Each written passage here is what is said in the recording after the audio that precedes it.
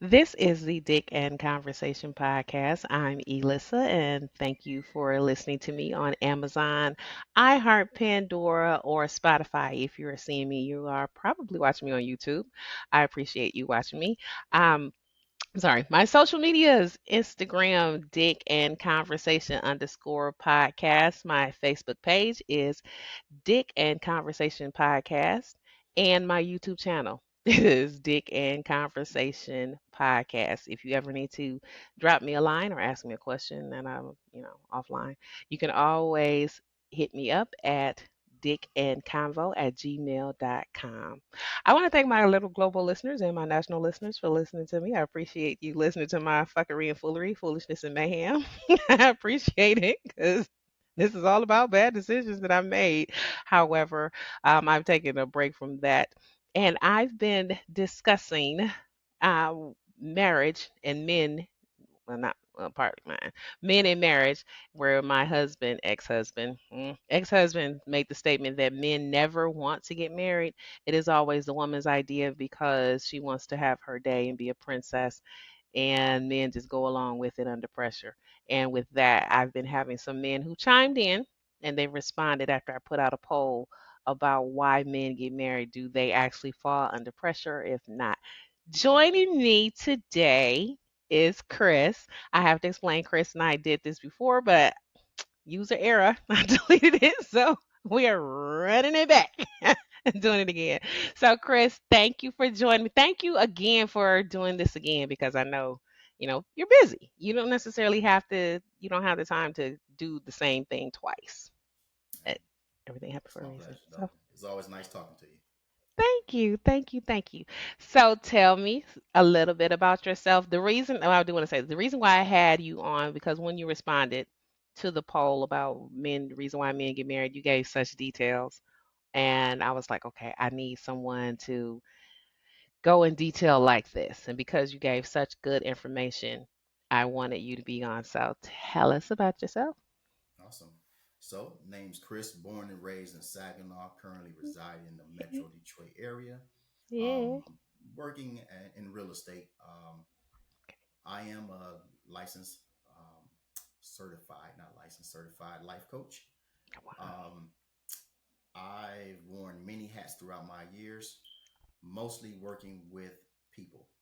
And so throughout Mm. that, I've been able to observe and learn a lot about our actions, reactions, why we do what we do. And I do have a degree in psychology too, so that might help too. Ah. So Now, see, I didn't know that. I minored in psychology. yeah. Before we jump off into the topic, here's a psychological question. Did you discover the more you study psychology, the more you began to see yourself in some of the topics, some of the personality traits, the types, things like that? Not really myself. I've started seeing in other people, not Definitely in other necessarily people. myself. You Hmm. know, I think it's one of those things I have to deliberately look for. Okay. Mainly children is stuff that just pop out to me. With my own children, I see things and I'm like, oh, that's why they're doing that, and that's why they're doing it. But then I do find some of that stuff we were taught Hmm. wasn't for us. It seems to be. Yeah. So yeah, Yeah. got mixed feelings on those things. I know. Here's my ex-husband used to say this, and I have a cousin who says it too. Sometimes when you study psychology, it almost becomes like a superpower where you can't turn it off. Mhm. And people watching, so to speak, people watching or just observing people, you tend to see things that you don't think other people may know about or are paying attention to, and you can almost predict what's going to happen just Mhm. because you're observing it.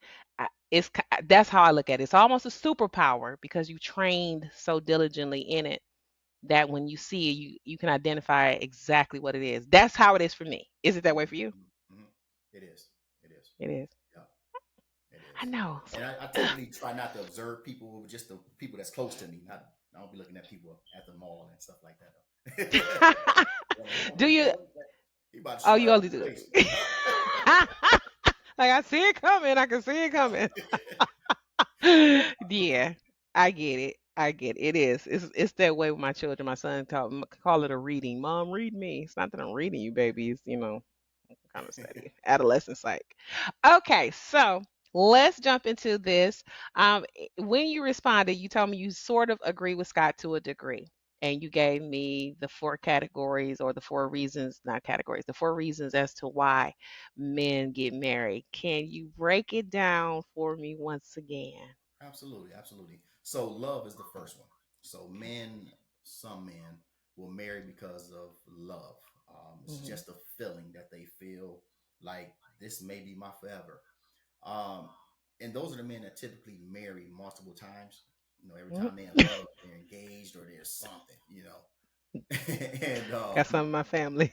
yeah. So you got those, but then you also have the ones that marry out of obligation. Mm, Those are the ones that marry because we have a kid together. It's the right thing to do. I need to make an honest woman out of her, you know, those kind of things. mhm. Or she's pressuring me and I know this is what she really wants. Why not? You know, they do that. Is that the Um, kind that Scott's kind of referencing when he's speaking that? Is the obligation men that he's really more or less talking about? I believe so. I believe so. Mm, I believe there may be a variation of them too. Uh, mm, Possessiveness is the other one. So you got men that will actually marry because they don't want to see you with nobody else. They will marry you because they're insecure. Insecurities and they feel like they're locking you in. yeah. Um, and you got those. I know I mentioned last time that I meant to do a poll or to look up some research that was already done about men who are in prison and get married, or men who go off to the military and that's when they will decide to get married. Hmm. Been with this woman 30 years, but now you get locked up now. Oh, See the perfect woman for you me. know, yeah. So it's a possessiveness thing. Yeah. The other one is value because the men will marry because they feel like, hey, I've gone as far as I can go by myself. I feel like you are that those added pieces, or you can at least take some strain off so that I can go to that next level. Um, Mm, in one way or another, there's some value that's there that they feel they need, and they'll marry mm. because of that as well. Could it be monetary? Because I do know that's kind of Oh where yeah, it could be the monetary thing where yeah. and that has been happening more so over the years. And I get, it is a great thing that women making their own money. That's what this whole podcast is about. How you yourself straight. Um, Mm-hmm. but and women we're getting to a point where sometimes women, because of education or career choices or just career or whatever hard work, they tend to have more money than their counterpart, their male counterpart, their partner that they're with. And is it that the man recognized that, okay, she can give me the life I couldn't give by myself? Mm-hmm. Absolutely. If that's Mm. the goal, because sometimes that is important to a man. It's just Mhm.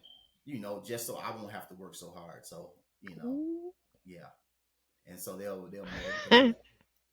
Hmm. Yeah, I've been there. I've been But that. I understand to a sense too, though. You know, like if you've been used to not having enough, and Mm. then you want to take a vacation and someone can pay their own way, it's like, oh shoot, this is my partner. You know what I'm saying? This is what's up. You Right, pay you, I can right. pay me. We can experience the world together. Basically, is what they feel like. Life is With that, different. yeah, with that combination. Um, they feel like they may have had it. Their dad saw their dad just struggling all the time, and so now they Mm. want a woman that, man, if she can hold her own, that's all I need. You know, um, yeah, that's a different kind of man. Yeah. So one of the questions I didn't get a chance to ask is, where does lust come in on this? Because you gave me the four, but the whole physical aspect, the lust part, because I know there are people who they get physical, they have intercourse, and they feel they're in love. Not necessarily, and who's to say that they're not? I'm not saying, but I know that there are people who, once they start sleeping with someone, they feel like that's their soul tie. We tied to the soul. We have this amazing chemistry. They're the best I ever had. She's the best I ever had. I want to be with her because I love her. You thinking that it's love when it's actually lust. Hmm. So under the four that you just broken down, where could lust fall into one of those reasons? Love or possessiveness. It's a mix of those. Ooh. It's a mix of this feeling that I feel, and oh, this must be the one I never had. Hmm. So you marry, and it also the possessiveness. Say, hey, that's so good, just for her. I don't want it no more. So I think it's a mix I of don't those. want nobody else to get it. Hmm. It's a You mixture. know, yeah, I think the And lust part just gets you in the door. That's it gets you in the door. Then you start figuring stuff out from there. You know, I ain't saying that's what we supposed to do, but yeah, I was about to say, okay, elaborate on that part where the lust gets you in the door. I- Is it the lust because sometimes people do, sleep together before they actually develop a relationship? Is it that the lust gets you there and then you build on that, or the lust gets you there and then you discover the value or become possessive or obligation or something? I think it's the way we're wired and taught by our society Ooh, is to yeah, go after the eye candy. You know, you meet somebody and the first thing you see is you see the yeah. attraction is the physical. Mhm, mhm. And then from there, only thing you want to know is how do they treat? Do they got how many kids you got? Do you what's your job like? And Yeah. those kinds of things. And then now you willing to sleep with the person if all Mhm. that matches up and we can laugh when we go out to wherever we go out to. Okay, I'm laughing. He only got one kid. He go to church. He got a good job. Legs open. You know what I'm saying? And then we figure out if we like him really for real or not. You know, and unfortunately, that's the way our society is, though. You know, Mhm. it's the eye candy first. It's those things that you got written down on paper as what you so-called value, and then the door is open. You know, so the lust actually brings you in, and then you start figuring out where do I fit in this. Yeah.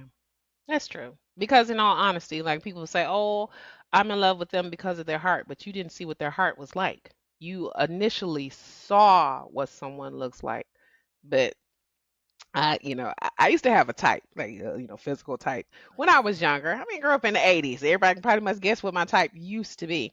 But now that I'm older, it's funny. I Out of the men that I've dated, hung out with, jumped off with, slept with, married, engaged, whatever, out of the 11, I think only one was actually my physical type.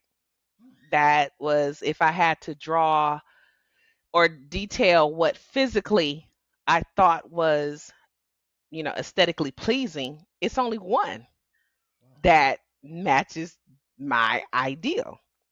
And it changed over time. Things just changed over time. Where now I say I love a man to make me think or make me go, hmm.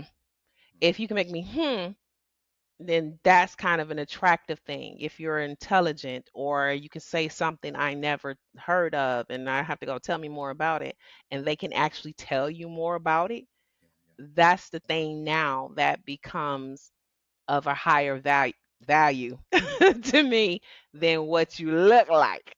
So I get it. I get it. So next question, because I didn't have a whole lot of them, but still, I want like I said, it's a discussion. If men succumb to pressure, if they succumb to the pressure of marriage, is it possible or not possible that they'll remain in this situation even though it wasn't desired or chosen? So even though you married her because you wanted to lock her down because everything is so good, what's between her legs, you don't want nobody else to get it, you don't want nobody else eating off your plate. That's the best dish you've ever had, and you married to lock her down. What happens later on when now that you've been eating off of this plate, it doesn't taste the same. It's not as good as it once was. You don't have the whole need to keep it, as you once did. Do men, and I mean, you wifed her up. What happens when the the greatness of it starts to fade? Do men Well, stay there? it depends on the growth in that man. Mm, Initially, he may have went it's in with killing some me. of those things, but at some point, the value piece has to kick in. At some point, he has to learn who he is and what he wants, what he needs from her. Mm, I think that's what starts to break people up is once you start realizing, man, this is not what I wanted, or this is not who based off of what you're learning about yourself. In the meanwhile, hmm um, you are really challenged to learn who you are when when situations set in, when drama hits. hmm That's when you have to say, man, I really didn't like that, or I really don't like um, the type of friends that my girl is with her baby daddy or whatever. You know, I don't like that stuff. You know what I mean? So it's, it's like when you're in that lust stage, and I'm just using it as an example because it just popped in Yeah, my head. But yeah, it's a um, good example. in the beginning, if I was attracted to a woman just strictly off the looks and all that stuff, you only got one kid, that kind of thing. It don't matter who you talking to, who your friends are, and all that kind of stuff. It don't matter. I want you because ooh, they look good. I Mhm. want you, right? Mhm. But then once you get her, and then those things start happening, then you realize, damn, baby daddy over for dinner. What are you over here for dinner for? You know? I just had, I kid you not, before we started this conversation, I just had a conversation with my baby brother. Hey, Tars. My baby brother telling me about, because he worked with a lot of women, and that's the exact example that he was telling me about. He was like, listen, sometimes I hear some of the stuff that women are going through, and he's amazed. Like, he can't believe that some of these women are married to men who have their ex-wives, baby mother, want them over for dinner, and expect them to be accepting of it. So it's funny that Yeah, you hey, it's something that somebody need to hear. Yeah, somebody need to yeah, hear. and So, that's problematic for some. but you know what? We go into the relationship off of one dynamic. Like, Mhm. hey, Mhm. there's no jealousy. I get it. You do Mhm. me kind of thing. Mhm. But then once those things start setting in, it's like, man, I don't like that. We'll do it over here for like, y'all ain't together.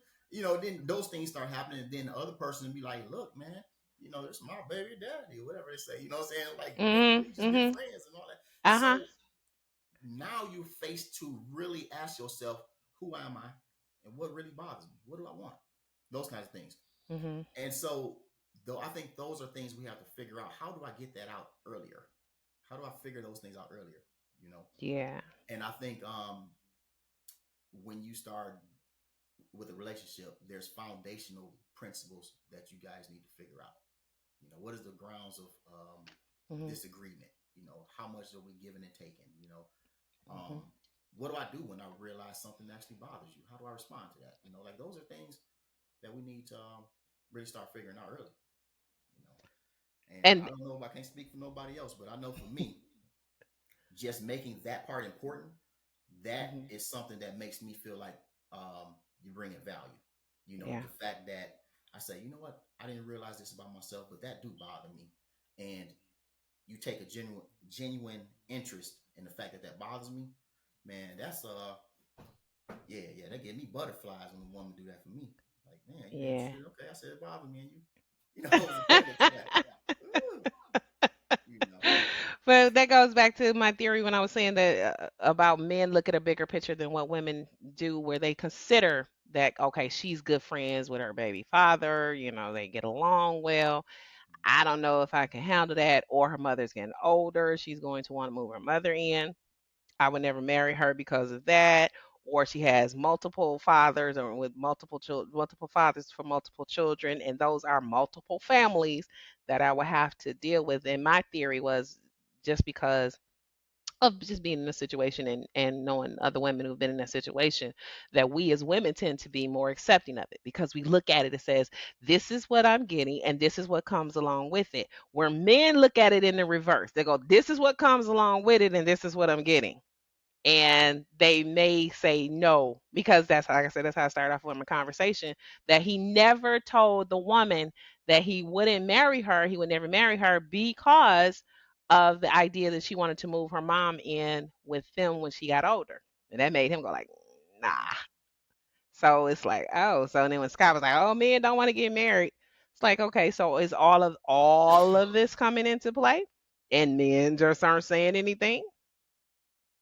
Or, because I don't believe men succumb to pressure. Not like that.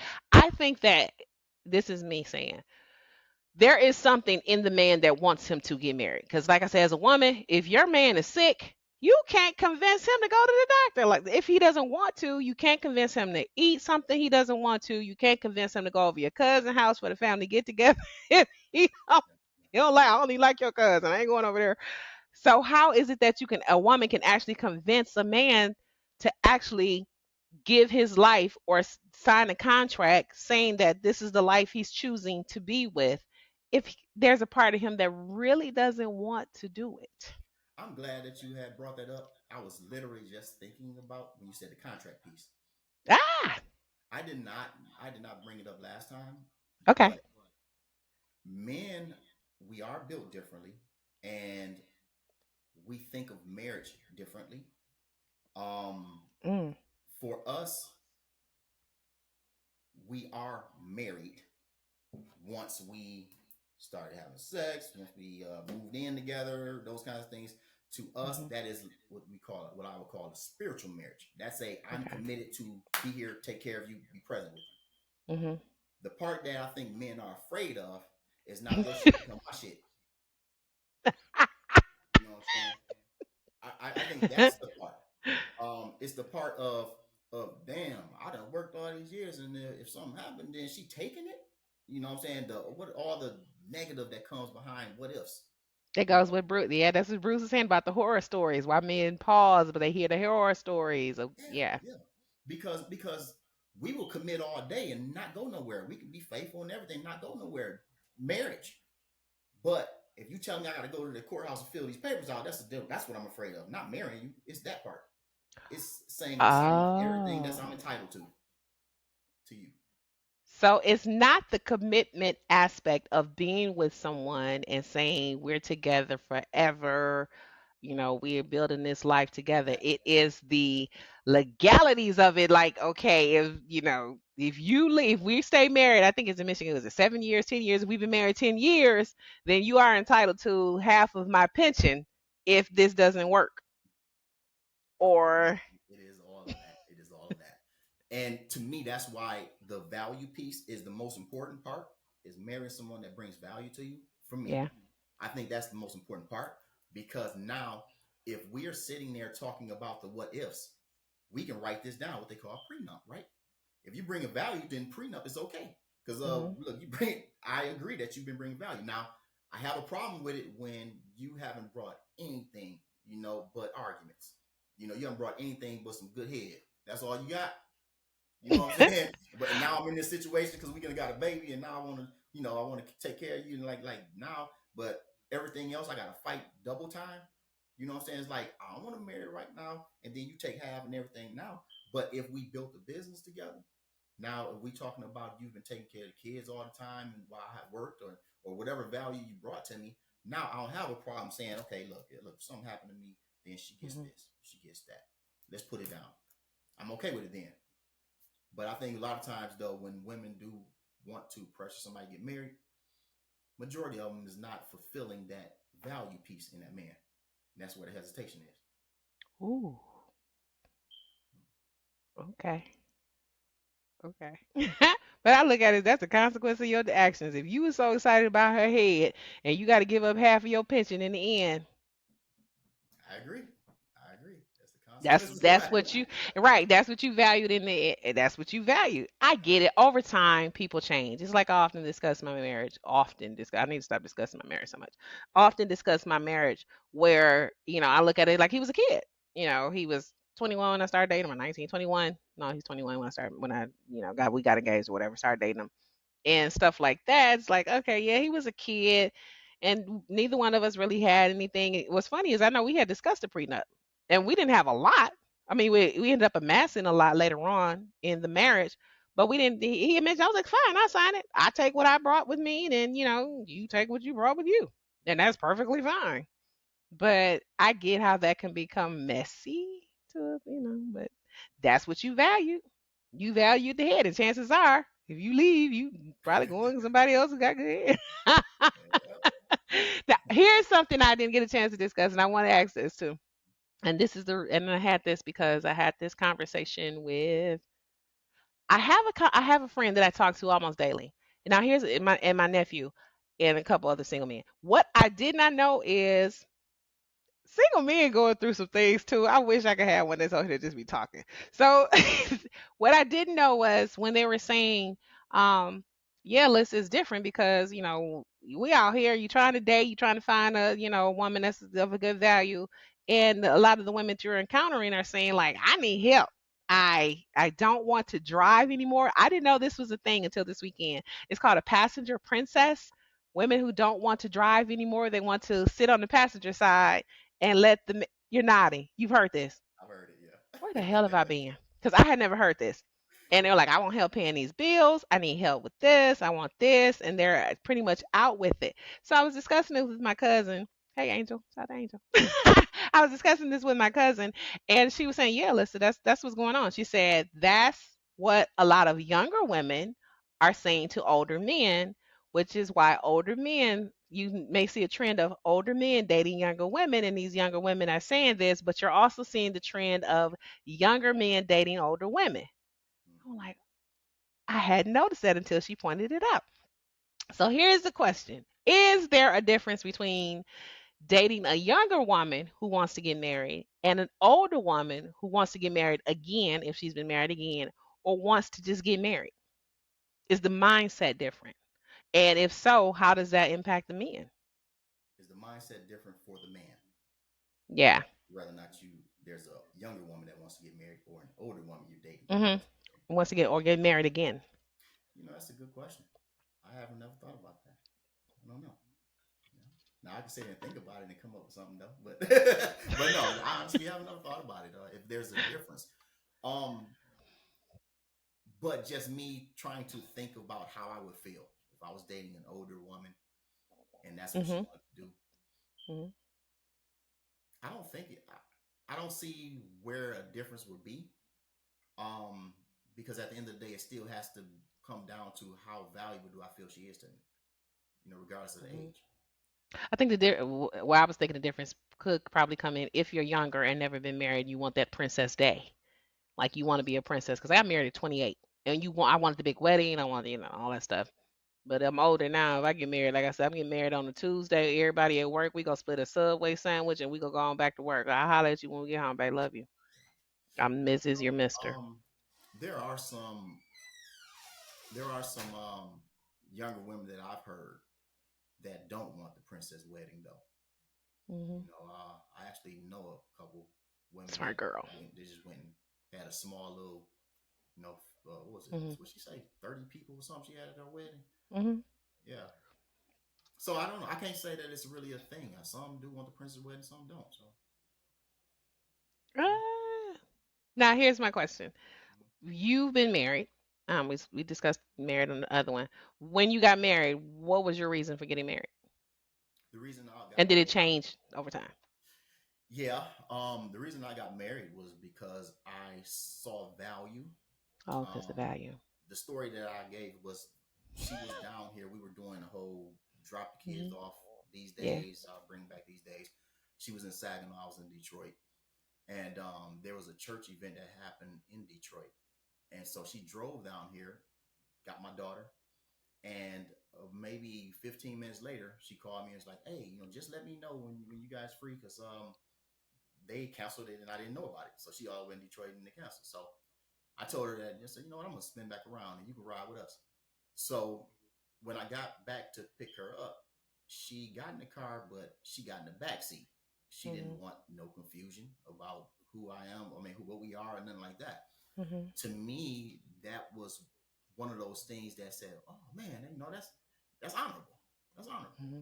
Hmm. And then I already knew that there was a lot of things that she didn't do, such as she didn't entertain men, she didn't, her eyeballs wasn't wandering, that Hmm. kind of thing. She was really honorable and respectful with that kind of thing. Hmm. And when we had a conversation, she was talking about how she regret giving herself to men and it wasn't her husband. She Hmm. talked about how during those last 4 or 5 years or whatever of us not being together, that she really was learning more about her and her emotional maturity and those kinds of things. And I was like, damn, that's what I was waiting for. You What know, was somebody, you? We was together. yeah, yeah, yeah, because at the end of the day, I love when women give that effort, saying, look, I know I'm not going to hit the mark all the time, but I want to be better. That's sexy to me. Hmm. I want to be Hmm. better. Hmm. And so I ended up telling her eventually, not that same day, but weeks later, I said, man, if you decide to come back this way, get back with me, we skip this boyfriend girlfriend thing. You probably Okay, just going come straight to the back. marriage. Hmm. Um, she's very like it was the also the business mind. She had Hmm. Hmm. more of a management. She's not really Hmm. a leader, Hmm. but more of a manager. She can manage things. And so Hmm. to me, that was valuable to me at the time. And so, Right. yeah, but Never could put it together though when after the marriage happened. She said, And "Damn." is it because is it possible it's because what we call the representative, and even though you had known her you still were getting a version of a representative, because people always say, oh, when you first meet a person you're not getting the full picture, you're getting the representative, you're getting what they're allowing you to see, or you're getting what they Mhm. show you. And I is like it, that you know, representative. Yeah. yeah, it is. Trust me. I have been the representative. I call it shape shifting. Like if you into, fiction and whatever, that it's the shapeshifter. You are one way for this moment and his presence, and then as things evolve, you evolve also and change into something else. That's like I was saying, I dated and went fishing. I hate fishing, but you like fishing? You want to go fishing? Yeah, go fishing. Yeah. I don't really like fishing. Yeah. Yeah. Yeah. But I went fishing, and then later on I was like, "Oh, you want to go fishing?" Nah, I don't want to go fishing. I don't want to sit by no water all day, Mix sticky it up. worms, fish. I don't want to. Right, shape shifted. I don't want to go fishing. But that's kind of the thing when you're dating someone, you get their representative, and not just with women. Men shape shift as well, where they are gentlemen, they are kind, they pour into you because of this is me speak. This me speaking from my experience, Yeah. where they pour into you initially, and then later on they don't pour into you as much. It seems like, this is me once again, the things that they admired about you become the things that irritate them later. Like they're like, oh, she's smart, she knows about this, she knows about that, she know a little bit of everything. And then later on it's like, damn, you think you know everything. Hmm. Well, that was an asset, not a liability initially. Hmm. So I'm wondering, like, okay, is that what happens? Is that something that could have possibly have happened? Version of a representative, It as we does. It all does. do. It does happen all the time. It. Remember, Mike Tyson had made a statement. He said, "Everybody, everybody comes in with a plan Until they get until hit. it's off." You That's get it. hit. That's it. And Hmm. I think that's what happens though. Everybody, comes with their best foot forward and strategize and they got it thought out. Yeah, but when it's time to put up, it'd be hard. So here's the thing. I spoke to an older gentleman once, and he said that he married how quickly he married his wife. And I was like, I always just thought that was just admirable how he had married his wife, and I brought it up years later, and he said, yeah, but if I'd have waited 6 more months, I never would have married her. Mm-hmm. Mm-hmm. And I went, what? I just waited 6 more months. Mm-hmm. I never would have married her because it just wasn't what I thought. So I'm like, okay, is that, and then that goes back to what Bruce was saying about the horror stories of things that happen that people hear about, and men have a hesitation of not wanting to get married because they heard about this person's marriage fell apart, or this was going on with this person's marriage. Because you and I had the conversation earlier about, well, last time, about how social media impacts. Um, Impacts their ideas of marriage, and could that be the reason why women want to get married, and could be the reason why men are hesitant to get married, or they fall under the pressure according to Scott's theory. So I don't think that affects the men. I think it does affect the women though, all the glamour and glory and that kind of thing. Um, but no, I don't feel like it affects men at all. Um, Men may look at those things and just be like, damn, she pretty, or damn, she thick, damn, she sexy, kind of thing. That dress look nice on her. Look at how it fit. We think like that kind of stuff. Hmm. But women be more like, oh, I admire that. I want that. You know. So I don't think it affect us as much. No, I can't see it. Really? No, I can't You see don't it. think it has it? Do you think it has, and not necessarily even just the wanting to get married? Do you think it has any impact on it? Like, for example, in looking at celebrity marriages, where men look at some marriages fall apart, like, oh man, I would never do that because look what happened to so and so, or look at You know what I can say though? I can say that looking at those marriages with people that have money, Hmm. I think that it will make men says, I definitely need somebody's gonna help me build so I can get that. Maybe that way, but it Yeah, goes back to the value. You got to bring value. yeah. Yeah. Because I've been saying I don't like the whole what do you bring to the table conversation that's been going on. It seems like I get it's a conversation that has been trending. I get it's a conversation to a point where a couple may need to have. I don't like the negative impact. It seems to that particular phrasing and that topic has seemed to be quite a dividing topic lately with I would say it with African American men and women, with black men and black women, where that has been such a what did she bring to the table? What did she do? And I have my own money, I got my own car, and it's that, and and then with men it's like, well, what does he bring to the table? And he got all these kids, and or he got a good job, he got to work out, he does this and things like that. That's the thing Yeah. I don't like it. I get it's a conversation that needs to take place, or even a mental conversation, a mental checklist that you have, like you say, the value of it. Like, what is their value in my life? How does it enhance? Will I be able to build with this person? Are they good with money? But to actually just have the whole general conversation where you constantly, because in my opinion, the whole what does a person bring to the table is often flipped negatively and saying, well, I need someone who brings this and this and this and this, and if you're not bringing this and this, then I can't deal with you. So, You know what bugs me about that?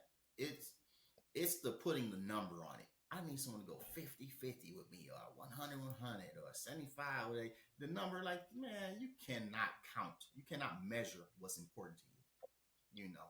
Because for I gotta me, learn to fix my face. yeah, I mean, for me, I man, I would go to work. I would pay the bills. I'll go do yard work. I'll go grocery shopping. I'll Hmm. go. I'll take care of kids. I'll do those things. And to me, if we gonna say 50-50, 50-50 is just make sure when I walk out the house, man, that I'm ready to go. When I come back, make sure that I'm eased when I come back.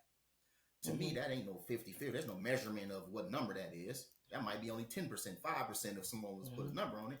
Hmm. But to me, I value that. And Hmm. so that might be enough for me. It might not be enough for somebody else. Somebody else might need someone to go half to be able to go to Florida.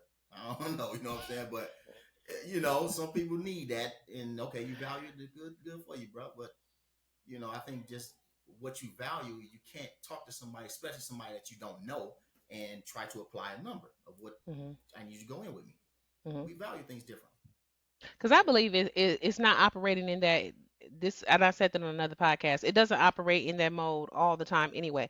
Like you say, relationships aren't 50-50. They're not 100-100. I think it is a continual shifting of the 100. So Yes. if I look at it this way, if and I said it as an example, on another one.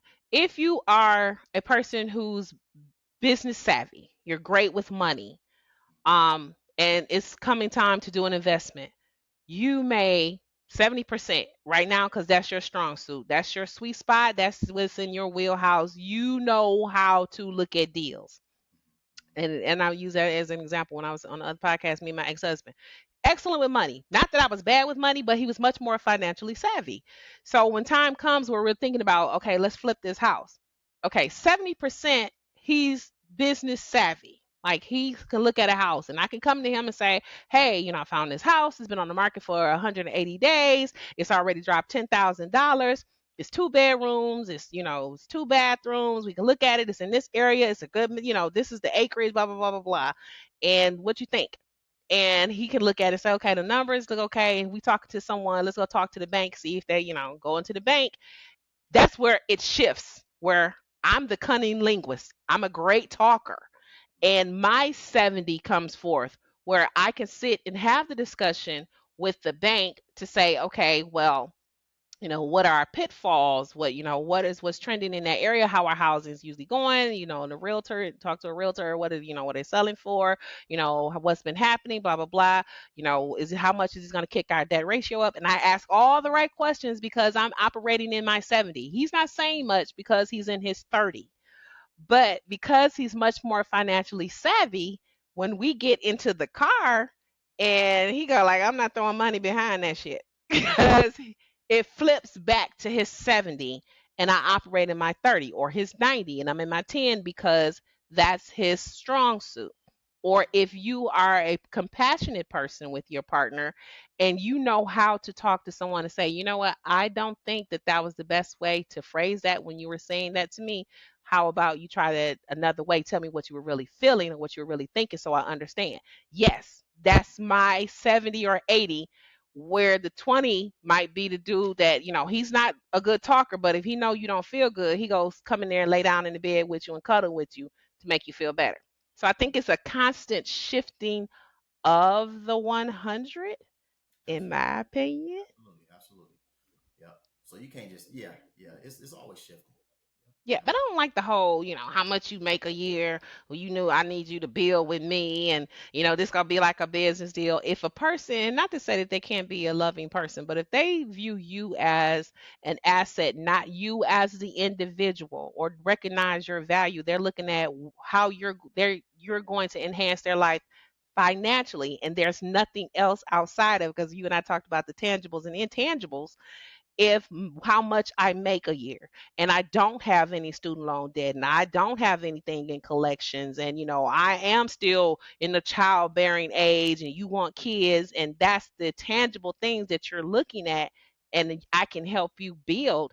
I wouldn't want to be with a person like that. But that's what the discussion has been. Yeah. What do you bring to the table? And it's often focused on financially. How Hmm. do we build? Well, I don't necessarily hear, I could be wrong, women correct me if I'm wrong, where women have that conversation of focusing financially on the build. It's more of, yes, you can pour into me to make me feel good, to make me a better person, to make me, a top tier of a top tier type person, a woman, and we do this together where our relationship builds, where we can become this amazing unit together. But I don't hear women be like, oh, well, so I don't know them young ones how I need that money. I need the bag. What you making? How many kids you got? Are you still on child support? Yeah. How old is that kid? You almost done. So that's my opinion. I could be wrong. Now, you know what? I want to get your opinion on something. Oh, Do you oh, I'm not used to this. feel do you feel that the way men are have something to do with women and what they accept? Absolutely. Yeah. I Talk think about I think it is because that's what they've seen. And I think all of us, men and women, go through life navigating based on what we think it's supposed to look like. And the reason why we think it's supposed to look a particular way is because that's what we've seen. Um, I think people who come from, just to say, a two-parent household and they saw their parents married, their idea of what marriage looks like is probably based on what they've seen with their parents. And men who have come from like maybe a single mom home. It goes one of two ways. They are either, what I've discovered, because I've dated a few men from single parent homes, and they are either extremely attentive to a woman, where they catch all the cues. They can tell when she's sad, they can tell what she's thinking, they can tell when her menstrual cycle is about to kick in, because they were raised by a woman and that's what they saw, so they know what it looks like when they see it. The defect or the problem comes in where they don't know the male energy in a home because they haven't seen it. And it's one of two ways, where they tend to be a very attentive to a woman, or they're missing the cues. They're not very nurturing. Where if you say, I'm sick, they don't know what it looks like to say, babe, what's wrong? What can I do for you? They'll go like, okay, feel better. I'll holler at you later, feel better. Because they haven't seen it. And that's the impact on a man. Or they know what it looks like when a woman is sick because their mom has been sick. And they know, like, she's sick. okay, let me go get you something. Let me go get you this. Let me get you some water. Let me get you a Powerade. Let me go get you some soup. Let me go get you some ice cream, some Oreo, something salty, because I already know what's about to happen. But I think that's the impact that it has on men. I've dated both kinds, where they came from a single home and they had a woman who raised them, and they're very attentive because they know what it looks like for a woman. They know what it looks like when a woman has had her heart broken by a man because their mom went through that. They can see their mom or their sister or their cousin. They know what it looks like. And they tend to be very sensitive towards women because they've seen the after effects in women in their lives, or they grew up without the father and they don't know what it looks like. So they say things, and even if she's crying, it's like, man, why is you crying? I just told you what I feel. Now you crying because I told you what I feel. Well, I need to stop telling you what I feel if you're going to do all that. That's what tends to happen. Now, which one is, hell, I've had them. Like I said, I've dated them both. Yeah. Which one do I prefer? Yeah, I was asking I don't that know. though because I know when we talk about women or men expecting the relationship to be a monetary benefit, both, Hmm. I think we got a lot of women that has become like that as well, where that Hmm. some people want the traditional woman, but then I'm the monetary man, and it's like sometimes you guys just don't match no more, you know. So Right. we getting that quite a bit, and we don't figure that out until after we already been involved with them, you know. Yeah, there tends to be a disconnect where it's not that where men take a woman being independent and having her own money and wanting to make decisions as she's masculine. She's emasculating me. She ain't let me be a man. Where we as women perceive it as, I do this, but I want to be involved with you and I want to build with you. I'm making this money, yes. And like I say, golden rule. You have he who has the gold makes the rules. But you can still say, okay, I want to do this together. I'm bringing this money. I got it. But in the end, if I don't feel like this is a match for me, I'm not going to put my money in it. And then men feel like they're cast aside or she feeling like I'm less than. It's a, I can say for me as a woman, and making your own making your own money and being independent, it's a very delicate balance to try to navigate through that when you're trying to figure out how much I can be involved in this, have a say, have a voice, let's build together, versus, okay, let me fall back a little bit, let him take the lead on this. It can, I don't know. It's Mm-hmm. it's Mm-hmm. it's just shitty. Yeah, It's shitty. It's difficult. Very, very difficult. But that's, yeah. hmm. I think though, once we really start understanding more of what it is that we need, you know, it wouldn't Hmm. be as difficult. Um, Or just, oh, sorry, go ahead. yeah. Go ahead. I'm that's Or recognize they're not your person.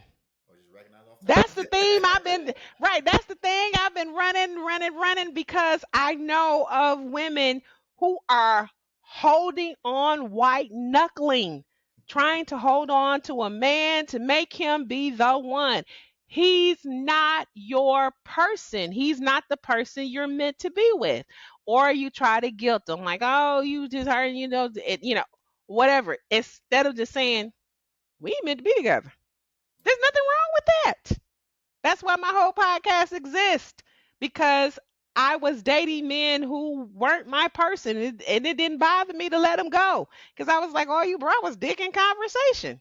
That's all you brought to my life. I'm not taking an L. I'm not losing financially because I was already paying my own bills anyway. And sex is there. One day goes, another go. It every it, that's just how it go. If you're looking for physical interaction, okay, you was getting physical interaction, he gone. Guess what? The next joker pretty much got the same thing that he got.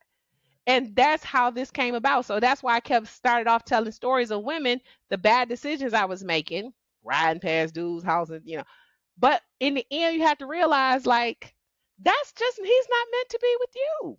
And it's okay. For me, I'm saying that.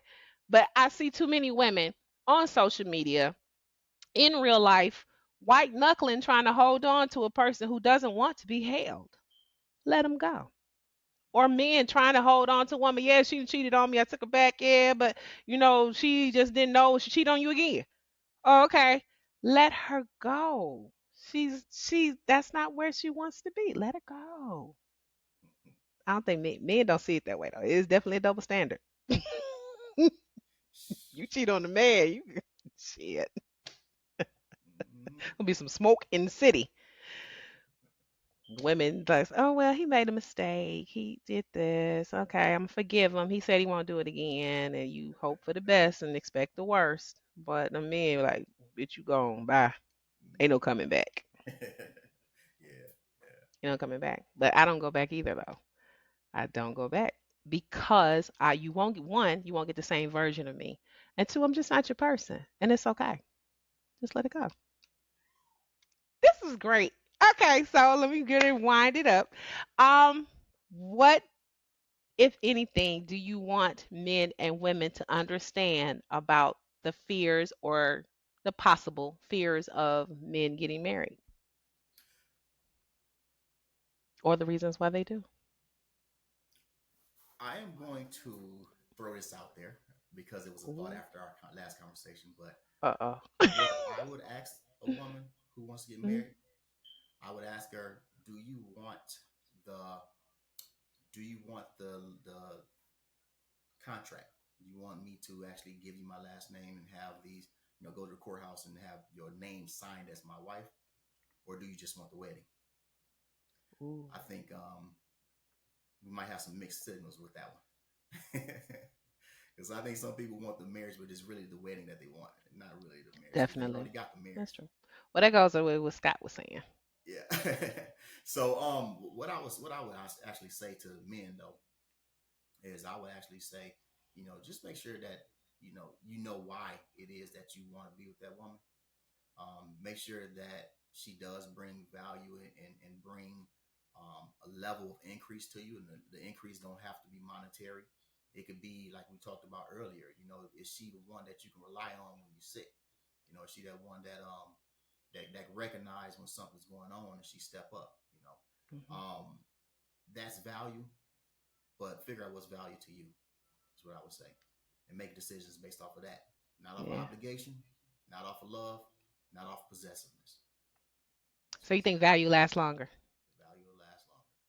Yeah, because even when the heat is gone, you still got that value, that I know relationship that's there. right, because he will go. Yeah. But I do, yeah, When it yeah. get gloomy, you can find it again. It gets sun. Yeah. Yeah, I would love to have one of these single men too, because I do think that there are times where men are giving mixed signals, where they act in the capacity of as if they want or moving towards getting married, but they still hit the brakes on it. Like, nah, I don't know, nah. And I think men aren't even aware that they're doing it. They're not aware and I think that is what causes a lot of um the idea of women wanting to get married, because she's viewing him as if he is a husband because he's acting in the capacity of being a husband. So naturally she would think, okay, I want to get married. This would be great. But in the whole time he's thinking like, oh, that's just me being nice. I don't want to get married. What And was the there's words that you used confusion. earlier? Huh? What was the words you used earlier? I forgot that fast. You said Ah! in the beginning when a person they show you something and then Oh, the representative. representative. Yeah, yeah, yeah. It's Shape representative. shifting. I believe that. I believe the representative does happen where men come about and act in the capacity of being someone who could be a life partner, but later on still comes out as like, I don't want to get married. And women are like, and that I think that's where the pressure may come from. So that's just me. That's another topic for another day. Something to keep in mind. Yeah, that's definitely another That's conversation. yeah, that's something because I like I said, I talked to several men, single men, and they keep wondering like, well, well, I don't know why she thinking that. We ain't like that. And I think men are unaware that some of the behaviors that they're doing feeds the idea, feeds the fantasy of he can be my husband. We should go ahead and get married, and that's not that's the farthest thing from their mind. So that's where the pressure comes in. Like, what are we doing? Thinking for myself. Chris, thank you. Thank you. I appreciate you doing this again. This was good. This was good. I mean, both was good, but this one was good too. I think this is a little bit better. All right, you might not have to do so much editing. I won't. This was, I mean, I really won't have to. Yeah, I need to just go ahead and just upload. Don't take the chance, but I will still do some editing to it. But, that's just me. Well, let me close this out. This has been the Dick and Conversation podcast. I'm Elissa. Oh, before I go, yours, because you're a life coach. Where can people reach you? Where can they You can find reach you? me at Holding His Own at Facebook and Gmail and Yahoo. Got you. What's the other one? Instagram is all Holding His Own. All right, I'll put that in there. I'll make sure I add that in there. See, I do got editing now. I'll put that in there. So just send it to me in the chat so I'll make sure I have everything spelled correctly. So this has been the Dick and Conversation podcast. I'm Elissa. Thank you for joining me and listening to me on Amazon, iHeart, Pandora, or Spotify if you're listening. If you've been watching us on YouTube, thank you for viewing us on YouTube. You can always catch me on Dick and Conversation podcast on Facebook, the Facebook page, the Dick and Conversation underscore podcast on Instagram, the Dick and Conversation channel on YouTube, and you can always email me at dickandconvo@gmail.com. Once again, thank you. This has been Elissa. Thank you. Thank you, Chris. I appreciate this.